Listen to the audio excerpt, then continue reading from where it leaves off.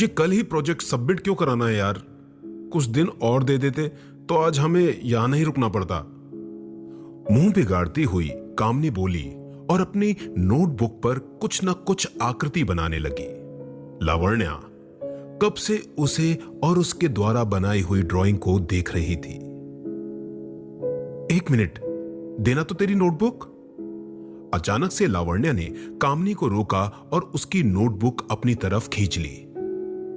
Wow कम्मो, क्या बनाया है तूने, देख तो। लावण्या वहां बैठे अपने सभी दोस्तों को कामनी के द्वारा बनाई हुई ड्राइंग दिखाने लगी। सब कोई आंखें फाड़े उसे देखे जा रहे थे। दिल्ली के एक कॉलेज से साइंस प्रोजेक्ट के लिए आए हुए कुछ स्टूडेंट्स पेरिस, फ्रांस के एक साइंस इंस्टीट्यूट साइंस पो की लाइब्रेरी में रात को अपना प्रोजेक्ट को पूरा करने के लिए बैठे थे। उन्हें यह प्रोजेक्ट किसी भी कीमत पर कल दोपहर को जमा करवाना था और शाम को पेरिस घूमने के बाद दूसरे दिन दोपहर तक इंडिया के लिए वापस निकलना था। इसी बीच इन स्टूडेंट्स के साथ आई कामनी बहुत देर से प्रोजेक्ट बनाते हुए थक चुकी थी और झुंझलाने लगी थी। जब भी कामनी कुछ काम करते हुए ऊब जाती तो वो ड्राइंग करने लगती थी। जब लावण्या ने कामनी की हुई ड्राइंग सबको दिखाई तो वो सब इसे देखकर हैरान थे। कामनी ने एक जानवर के सर के साथ मानव धड़ बनाया था जो बहुत खूंखार लग रहा था। कामनी को ड्राइंग बनाने में महारत हासिल थी। उसने उस खूंखार से दिखने वाले जानवर की आंखें अपनी पेंसिल से कुछ इस तरह बनाई कि वो आंखें सबको चमकती हुई सी नजर आई। लावण्या ने उस ड्राइंग को दिखने के लिए सबके सामने पेश किया। जैसे ही उस ड्राइंग के ऊपर जल रहे बल्ब की रोशनी गिरी, वैसे ही पेंसिल का कार्बन चमकने लगा, जैसे कि उस जानवर की आंखें चमक रही हों। वाह यार, क्या बनाया है तूने? ये खूंखार मानव भेड़िया जिसकी आंखें भी चमक रही हैं।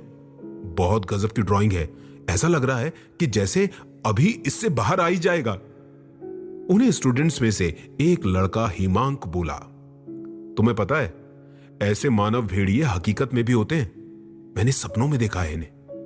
कामनी सबको देखती हुई बोली, सपनों में? क्या कम्मो तू भी, कहती हुई लावण्या हंसने लगी। साथ ही साथ बाकी सब भी हंसने लगे। तभी पास के ही रीडिंग रूम से एक भारतीय मूल का विदेशी लड़का निकल कर आया जो बहुत देर से इन सब की बातें सुन रहा था। Guys, keep calm. ये जो कह रही है वो सच है। ये मानव भेड़िए होते हैं और इन्हें वेयरवुल्फ कहा जाता है। बहुत पहले यहां यानी फ्रांस के ही एक जंगल में वेयरवुल्फ देखा गया था जो जंगल के पास के गांवों में से बहुत से लोगों को उठाकर ले जाता और खा जाता था। एक मिनट, यहां भी कोई बुक जरूर होगी जिसमें वेयरवुल्फ के बारे में लिखा होगा। मैं अभी लाता हूं। कहता हुआ वो लड़का जिसका नाम रमन डेविड था वहां से उठा और बुक की रैक की तरफ चल दिया। अच्छा कम्मो, तूने बोला था ना कि तुझे सपने में दिखता है, तो ये बता कि तू सपने में क्या देखती है? लावण्या ने हल्का सा मुस्कुराते हुए पूछा। ज्यादा तो नहीं, लेकिन हां, बस इतना ही कि मैं कहीं एक जंगल में बैठी ड्राइंग बना रही हूं। अंधेरी काली रात में उसी जानवर और इंसान की ड्राइंग जो अभी बनाई थी, और अचानक ही अमावस्या का तीसरा प्रहर शुरू हो जाता है और वो ड्राइंग मेरे हाथ से उड़ जाती है और देखते ही देखते वो एक खूंखार 2 पैरों के जानवर में बदल जाता है। उसके शरीर पर गहरे लाल रंग के बाल और हल्की लाल रक्तिम चमकती आंखें थीं। बस फिर मेरा सपना टूट जाता है, थोड़ा सा डरते हुए कामनी बोली। तभी रमन एक बुक जिस पर बड़े बड़े अक्षरों में वेयरवुल्फ लिखा था और एक खूंखार जानवर की तस्वीर थी जो हूबहू कामनी की बनाई ड्राइंग से मिल रही थी, अपने हाथों में लिए आया और आके सबके सामने बैठ गया। गाइस, थोड़ी देर अपने प्रोजेक्ट को साइड में रखो। ये बुक मुझे मिल गई है, चलो मैं पढ़ के सुनाता हूं, सबको चेंज भी हो जाएगा। रमन ने अपने साथ लाई बुक को सबको दिखाते हुए कहा और अचानक ही हवा से 2 आमने सामने की खिड़कियां खुल गईं और वहां से बर्फीली हवा आने लगी।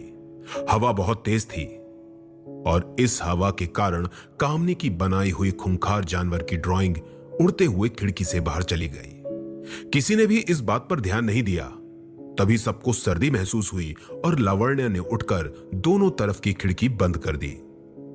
रमन ने वो बुक खोली और विस्तार से पढ़ने लगा।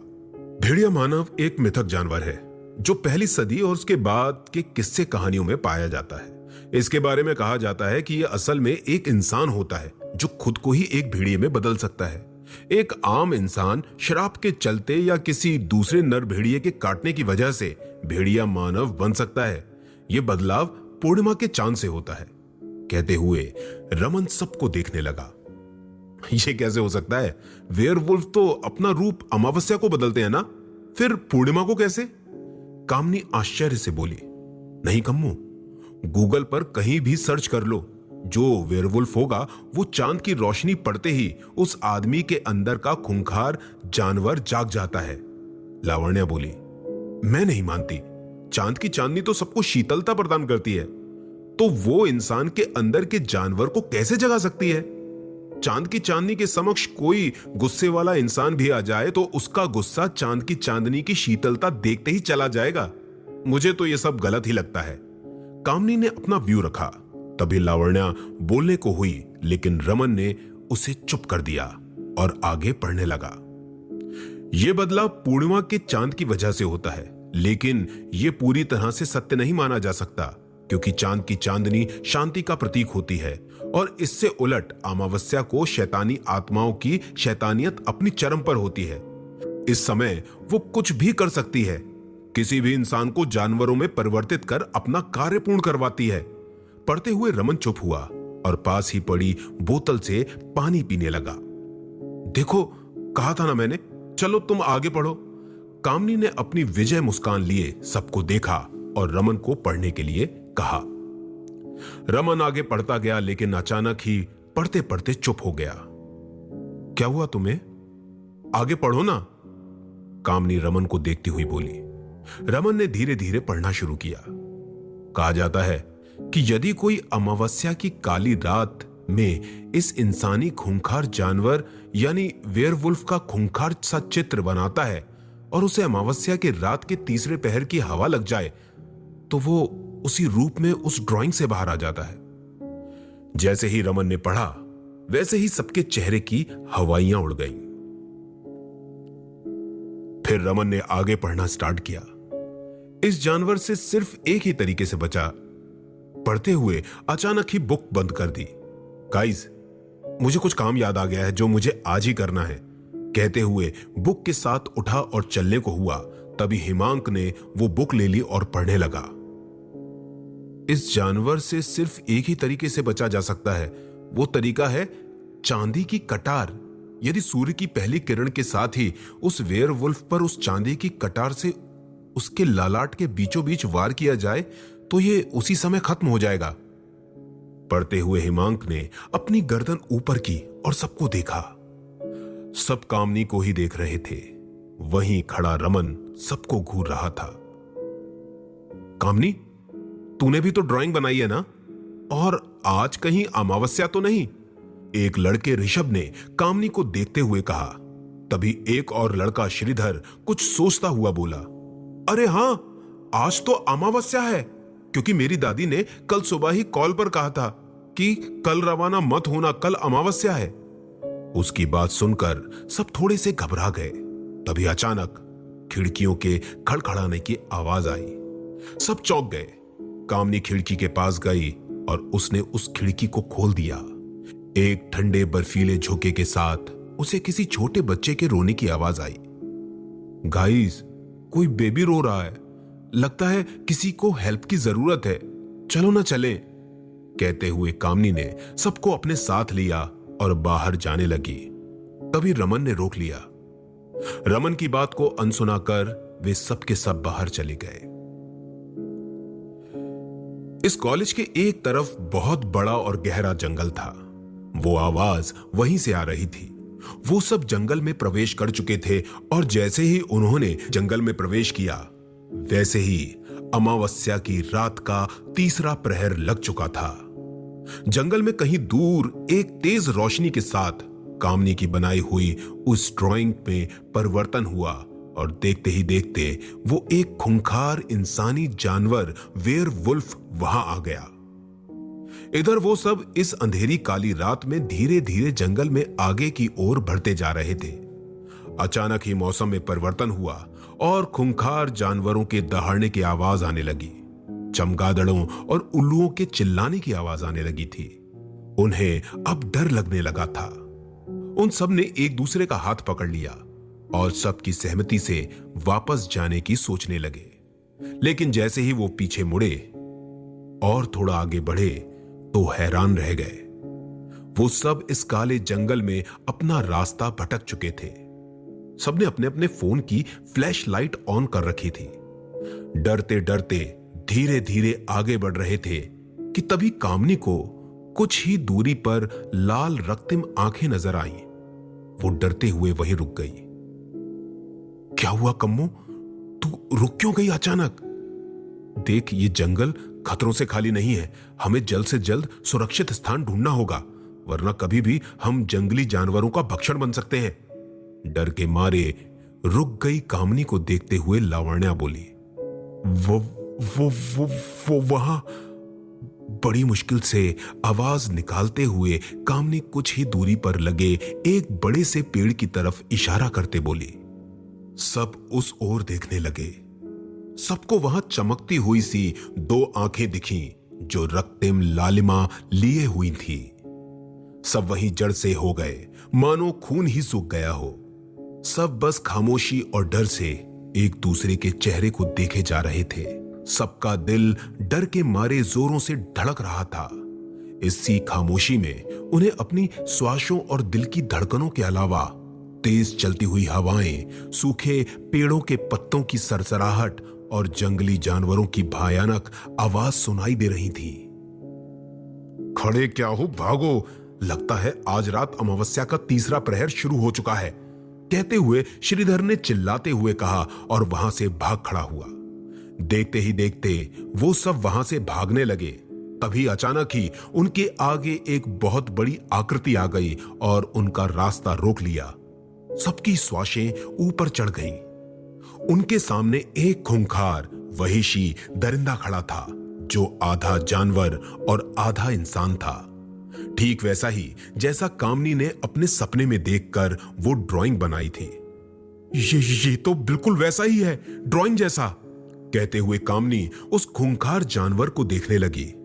कामनी भाग जल्दी, कहती हुई लावण्या ने कामनी का हाथ पकड़ा और दूसरी तरफ भागने लगी। बाकी भी उनके साथ भागने लगे और उनके पीछे आ रहा था वो खूंखार जानवर वेयरवुल्फ। भागते भागते अचानक ही उस खूंखार जानवर ने उनके एक दोस्त को पकड़कर अपनी तरफ खींच लिया। कुछ ही देर में बहुत भयानक चित्कार से वो पूरा जंगल गूंज उठा। दिल दहला देने वाले उस चित्कार से सब कांप उठे और अपने एक दोस्त को खो देने के कारण सबकी आंखों में आंसू आ गए थे। लेकिन फिर भी वो आगे बढ़ते गए और यहां से बाहर निकलने का रास्ता ढूंढते रहे।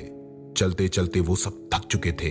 थक हार कर वो सब एक पेड़ के नीचे आराम करने बैठ गए कि तभी लावण्या के ऊपर कुछ गीला और चिपचिपा पदार्थ आकर गिर गया।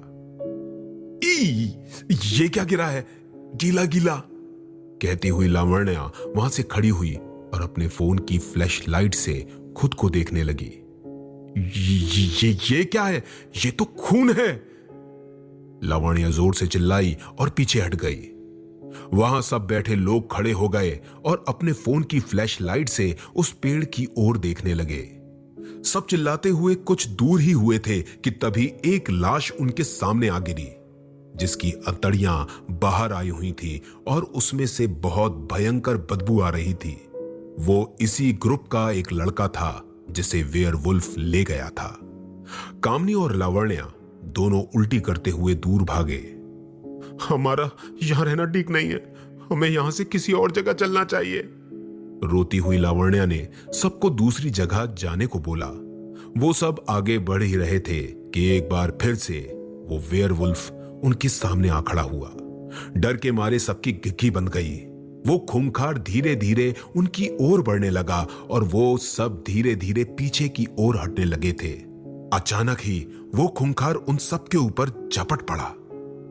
उसने श्रीधर को उठाया और जोर से एक पेड़ पर दे मारा। उसके सर पर बहुत गहरी चोट आई, जिससे वो वहीं पर गिर गया। दहाड़ते हुए उस खूंखार जानवर ने उनके एक और साथी को पकड़ लिया और देखते ही देखते उसे अपने नुकीले दांतों और नुकीले नाखूनों से फाड़कर उसकी आंतें बाहर निकाल दी और बाकी जनों को भी घायल कर दिया। लेकिन फिर भी हिम्मत करते हुए, रोते और घबराते हुए उन सब ने श्रीधर को वहां से उठाया और वहां से भागे। अब तक वो अपने 2 साथियों को खो चुके थे। भागते भागते वो सब काफी दूर निकल आए थे, लेकिन आखिर वो भागकर जाते ही कहां। सामने फिर से वही खूंखार जानवर खड़ा था और इस बार उसने अपना शिकार लावण्या को बनाया। एक ही झटके में बिना टाइम गवाए हुए वो लावण्या पर झपटा। लावण्या जोर से चिल्लाते हुए बेहोश हो गई। अपनी दोस्त की हालत देखकर कामनी को बहुत गुस्सा आया। तभी उसे रमन की लाई किताब की बात याद आई कि यदि खूंखार वेयरवुल्फ को मारना हो तो उसका एक ही उपाय है, चांदी की कटार से वार, और वो भी सूर्य की पहली किरण के साथ ही। अचानक ही कामनी की नजर आसमान में गई। देखा तो पूरा आसमान में लालिमा फैली हुई थी। उषा काल शुरू होने ही वाला था। वो वेयरवुल्फ लावण्या को देखते हुए लार टपका रहा था और देखते ही देखते उसे अपने नुकीले दांतों से उस पर वार करने ही वाला था कि कामनी ने अपने पास रखी हुई एक चांदी की कटार निकाली और सूर्य की पहली किरण निकलने के साथ ही उस वेयरवुल्फ की ओर फेंक दी। एक भयंकर चित्कार उस पूरे जंगल में गूंज उठी और साथ ही साथ उस जंगल का काला घना अंधेरा सूर्य की रोशनी से छटने लगा था। सब खुश होकर नाचने लगे थे कि वो मानव भेड़िया मारा गया। सब उस खूंखार को देखने लगे।